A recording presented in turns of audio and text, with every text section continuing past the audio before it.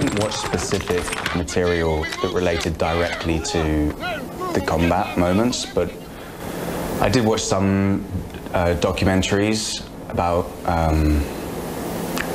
Iraq and about the war over there, and I think we all watched Restrepo together, which is... we watched a couple war documentaries, some YouTube footage. And, yeah. Which is, it was eye-opening and powerful. Yeah. But when it came to actually, I think you do what you can and you feed off that, but when it comes to filming those kind of scenes, you just, you know, we just did it a lot of times, and you try and put yourself physically and mentally in a place where you need to be, and Ang is there to guide you and steer you to the level of, you know, whatever he wants, and you just have to keep doing it until you get it.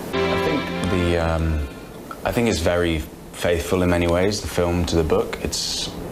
It's all in this boy's head, and the story is the same as the book, obviously. I mean, there is obviously differences, maybe tonally a little. The book is more satirical and is written from Billy's point of view, but it's written by a 40-year-old American, highly intelligent, middle-aged man. And the film kind of brings it almost in a more truthful way into a boy's head. But I think that kind of needed to happen for the film. I really love the book, and I was actually surprised at how faithful it was to the novel, because I know when I read the script feels like it departs a little from the novel, but then when you sort of see it in the new cinema film language, it plays especially like a novel. Yeah, and you do feel like you're in this kid's head in the film, don't you? Yeah. It's very, you are traveling around with him on that day.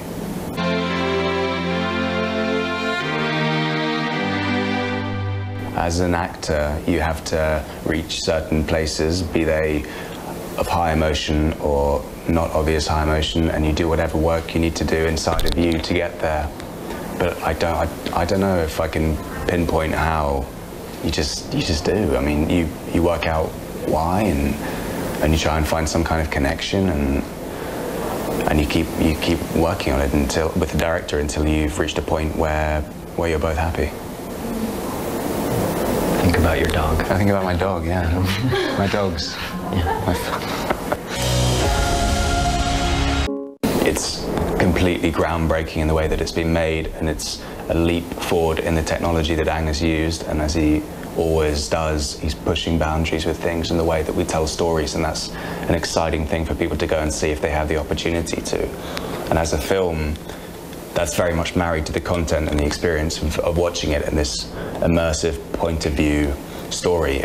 And on one level, it's a political commentary about the war and these soldiers and the treatment of them back home versus the reality of what they've gone through.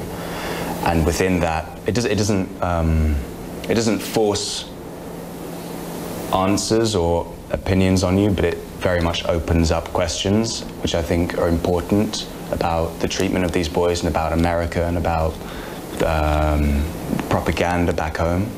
And I think within all of that, it's also, at its heart, a very human story, a coming-of-age story about a boy working out who he is and where he belongs and where he wants to go in life. And that's a really universal, a very universal thing, a coming-of-age story.